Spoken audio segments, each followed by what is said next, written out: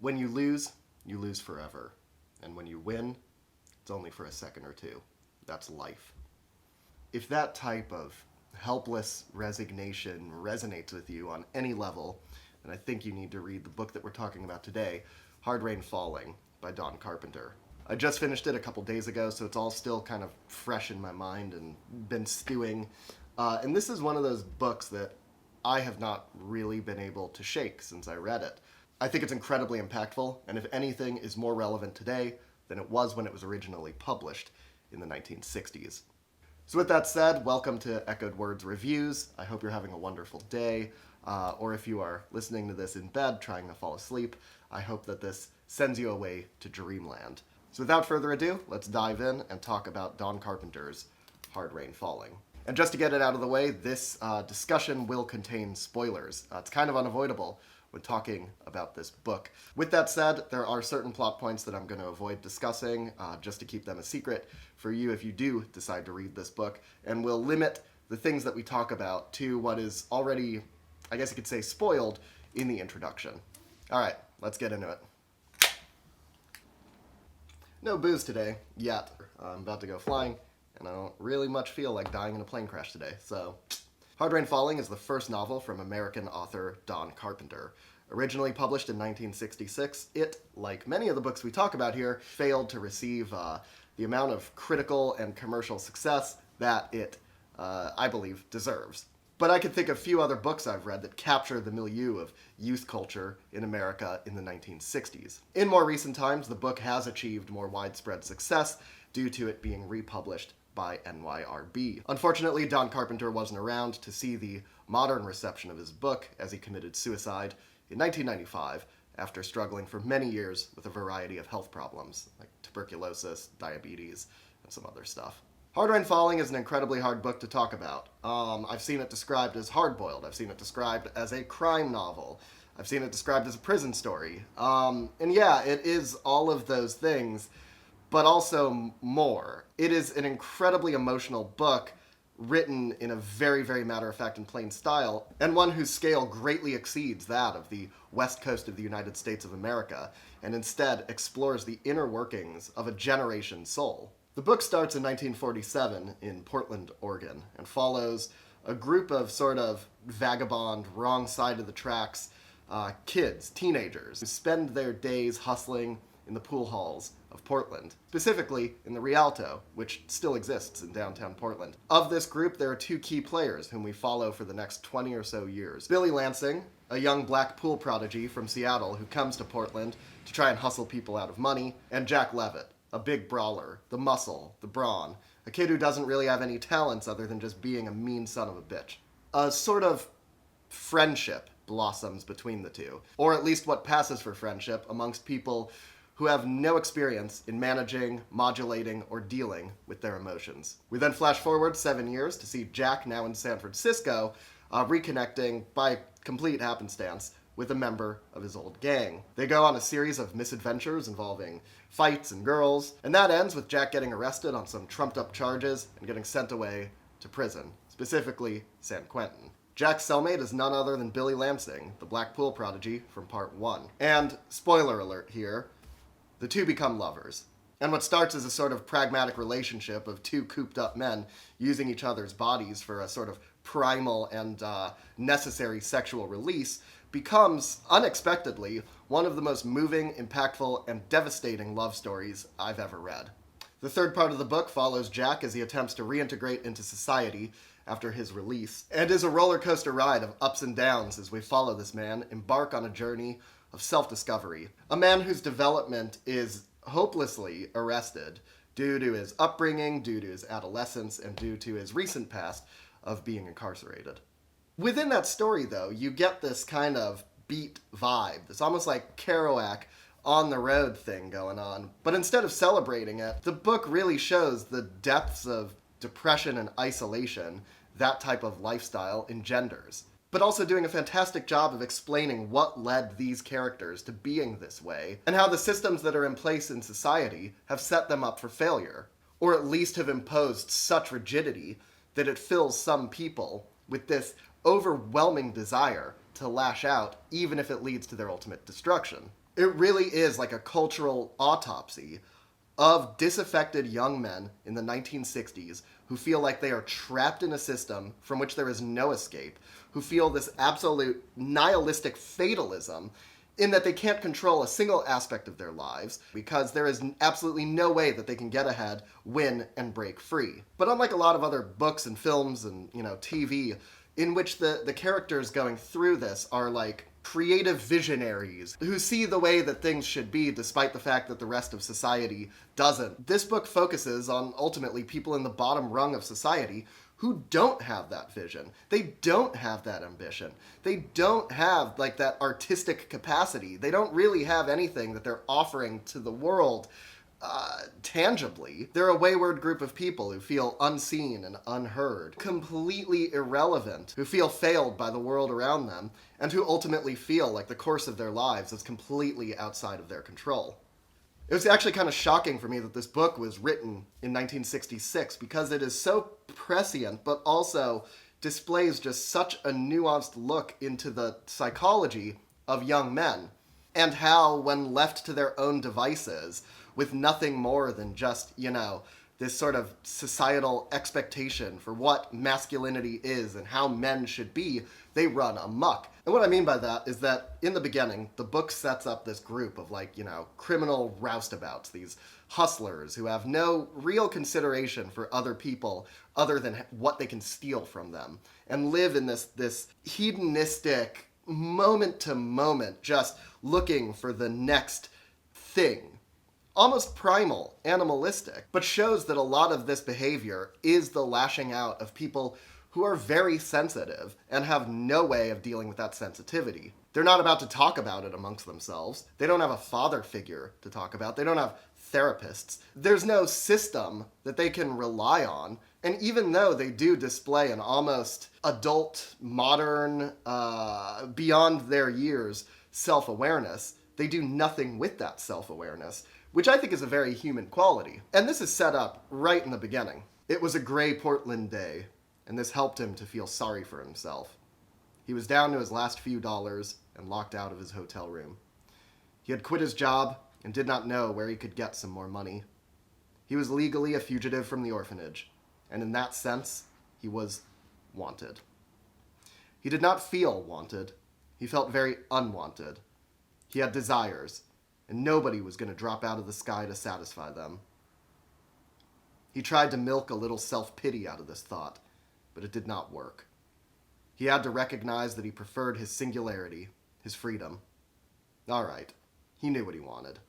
He wanted some money. He wanted a piece of ass. He wanted a big dinner with all the trimmings. He wanted a bottle of whiskey. He wanted a car in which he could drive 100 miles an hour. He had only recently learned how to drive. And he loved the feelings of speed and control, the sharpness of the danger. He wanted some new clothes and $30 shoes. He wanted a .45 automatic. He wanted a record player in the big hotel room he wanted, so he could lie in bed with the whiskey and a piece of ass and listen to How High the Moon and Artistry Jumps. That's what he wanted. So it was up to him to get these things. Already, he felt better, just making a list of his desires. That put limits on them, and he knew that every single one of his desires could be satisfied with money. So what he really wanted was lots of money. Say, $10,000. And that desire to be wanted, to feel like your life matters, to feel like in the absence of you, the world wouldn't be the same, is a defining characteristic of both Jack Leavitt and Billy Lansing. Billy's race plays a big part in this story. At the time, Portland was very not friendly to black people. The whole Pacific Northwest as a whole has a very questionable history with all of that. But Billy Lansing, from the beginning, has shown that he can play up or down his blackness to suit his needs and to suit the situation. He'll use it to get a rise out of, racists so that they challenge him and he can beat them at pool and steal their money. And then later on, he downplays it so he doesn't get put in with other black prisoners at San Quentin. And throughout the story, Billy will try to use his race as the justification for why he is otherized and feels unwanted and feels let down by the world and disaffected. He also knows that that is a poor justification and that the real reason lies within him. Early in the book, he has a run-in with a cop and comes to find out that there are no warrants for his arrest. And in kind of a funny way, but also tragic, because Don Carpenter will walk that line between comedy and tragedy. He'll make you laugh and then completely fucking break your heart in the next sentence. He takes it almost as an insult, and it brings up this wave of unmodulated, unmanaged emotion within Billy. He wanted to burst into tears. It loomed over him. He was alone, unwanted, unsearched for, hounded by the police, useless, black. But even that didn't matter. Not the blackness. He wasn't even black, just yellow. That didn't matter. He could pat flour all over his face. He had done that once as a little kid, and they would still ignore him or laugh at him. It was him, not the blackness. Him they didn't want and let run away, and did not care if he ended up in a strange jail and left to rot. With the dreadful clarity of self-pity, he saw himself as he really was. A frightened little baby who hadn't the guts to stand up to the accident of his birth, who hadn't the character to make the world like him or eat it. Just another yellow belly, just another fool who gave money away and hoped people would take pity on him. I mean, that is just devastating. And I guess what this book is exploring, nowadays we would call it toxic masculinity, right? Which applies a sort of moral judgment to it. A moral judgment that is not found in this book. It doesn't excuse the actions of these characters, nor does it condone this way of thinking.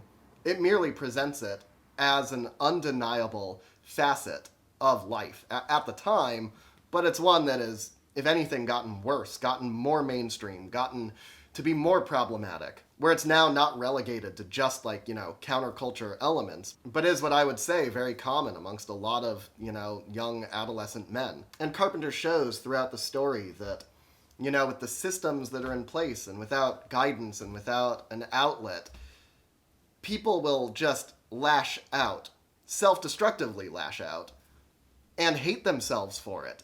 And becomes this cycle of you trying to take control of your life, any amount of control, any modicum of control, even if it throws you in jail, even if it leads to you getting, fucked up and injured or destroying a relationship, because you feel this overwhelming self-pity that you're not in control of your life, and then you have to suffer the consequences of your action, and deep down, you know that you shouldn't have done this thing, and then that just feeds into greater self-pity, which then makes you feel like you're not in control of your life, which then sort of, eventually leads to you lashing out again, and it is this never-ending cycle.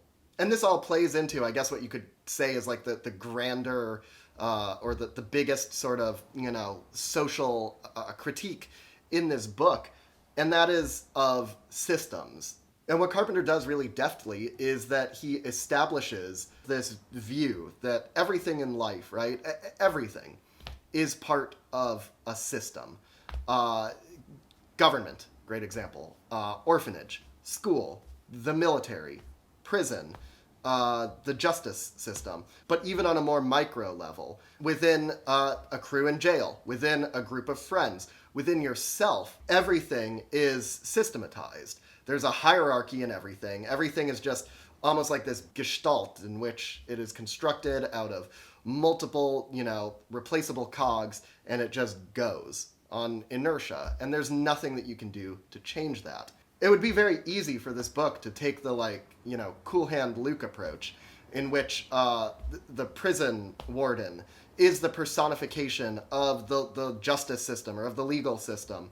And, that's who is the antagonist to Jack Levitt and his life. The book is so much smarter than that, though. And it treats you, the reader, with respect to your intelligence, in that Jack knows that he could kill the warden, and the warden would be replaced. He could kill the prison guards. They'd be replaced. He could kill the guy who's running the sanitary court in jail, and that guy would be replaced, because the individuals don't matter. They are just replaceable cogs in a machine that will always exist. A machine that you can't escape from. And so with this, really complex, nuanced clarity, Jack never makes enemies out of individuals. He never really hates any individuals, nor does he blame them for what they do. He realizes that everybody has a role to play, which is what makes his sort of like impotent rage at everything even that much more impactful. Because when he wants to just lash out and kill, he knows that he is not going to be making a lick of difference. He knows that, this urge to just strangle a politician or kill a prison warden is futile. Like most books from the 1960s, freedom, the concept of freedom, personal freedom, liberty, social freedom, plays a huge role in the motivations of the characters. But the irony is that if they achieve it, they wouldn't know what to do with it. And there's a great scene in the book when a counselor asks Jack what he wants to do. Kind of allows him in prison to choose his own fate. Does he want to go to college? You can go to college. You can better yourself. Do you want to work in the kitchen? Do you want to do this? Do you want to do that? And Jack is paralyzed, and he does not know how to respond. And so he says, "Fuck you." And he puts up that shield. He puts up that wall. He exhibits this antisocial behavior because the thing that he wants the most is something that he can't wrap his head around. And he hates himself for it. And this is what Don Carpenter does so well. He'll have the character say, "fuck you" to somebody, and then their inner dialogue is like, "Shit, why am I doing this? I don't know why is this my reaction? I hate myself for this." And it's that inner dialogue, it's that inner sort of personal tragedy that makes these characters so compelling. Because without that, it would be very hard to feel any shred of, sympathy or empathy. We'd have no context for it. But also because their outward actions are very despicable. One thing that Hard Rain Falling does so well that I haven't really seen many other books do is portray the passage of time. Not so much in the way of like, the social mores and expectations have changed, but in the way that we follow Jack and Billy, but really mainly Jack. We follow him from like 14 years old to 30 or 31, I think. And the older he gets, and the more that he experiences, the more that he reads, the more that he soaks up, adds to his nuanced inner dialogue. But that inner dialogue is predicated on the sensitivities and on the worldviews that he established in his most formative years as a teenager. And so on one hand, you have this amazing character development, where Jack goes through many phases in life. He searches for meaning, he searches for redemption. Maybe he finds it, maybe he doesn't. He becomes more educated, he experiences more of life, and that gives him the toolbox to reflect. But the things that he is reflecting on are the unresolved traumas of his youth. And for me, that is just spectacular. It is so moving. And it brings to mind, the Wordsworth poem, "The child is father to the man," and how it's the things that you formulate in your childhood and your adolescence that inform the person that you become. I say it a lot when I call something like a very human book. This is, in such an unflinching and sharp way, down to the writing style. But you can tell it's in this almost very plain and straightforward way. Some people call it hard-boiled. It is brutally efficient and effective. One thing that we haven't talked about yet is the book's treatment of homosexuality. And it's hard to articulate. But the way that it handles relationships in prison, because it's not just Billy and Jack, it's other characters around them. It's small moments of affection between men who are trapped in a place and who, in the absence of the judging eyes of society, are able to indulge and feel love like they have never felt before, and probably never will again. I don't want to spoil too much about this because it does play a very crucial role, but the way that it handles the subject matter of love and affection between two men and the indelible mark that it leaves on Jack's life is phenomenal. I feel like maybe one of the reasons that this book struggles to kind of find a even bigger audience even now is that it is so hard to describe what kind of book this is. Like, I think on the NYRB blurb that they have on the site, it calls it this hard-boiled crime story or something, and that's I guess like a way to describe it, but that just seems so reductive. And even on the back of the book, it says, Don Carpenter's Hard Rain Falling is a tough-as-nails account of being down and out, but never for good. A Dostoevskian tale of crime, punishment, and the pursuit of ever-elusive redemption. Which still doesn't really encapsulate it, you know? It's about the 1960s in the way that, you know, Hunter Thompson's writing is about. It's a road novel. It's a prison story. It's a romance story. It's a drama of adulthood and marriage and self-discovery.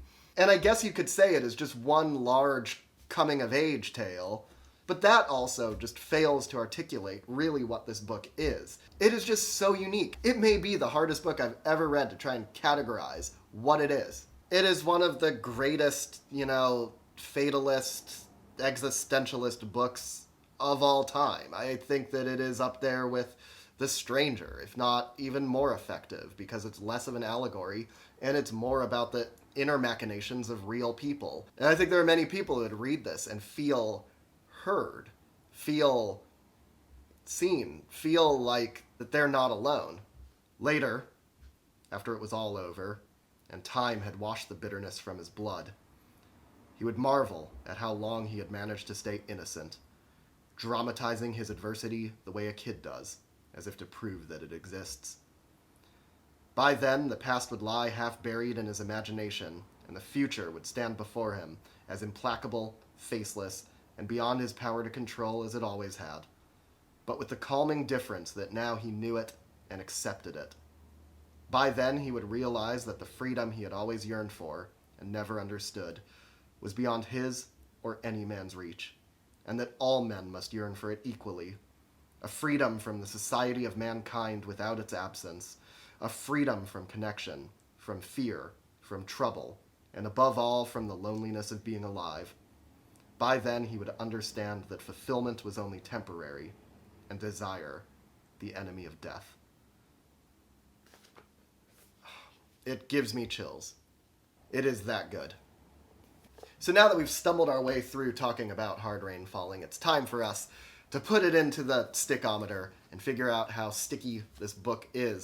If you haven't seen any of these videos before, at the end of every one, we tally up all of the things that sort of stuck out to me and figure out how many pages you have to flip before you get to something impactful.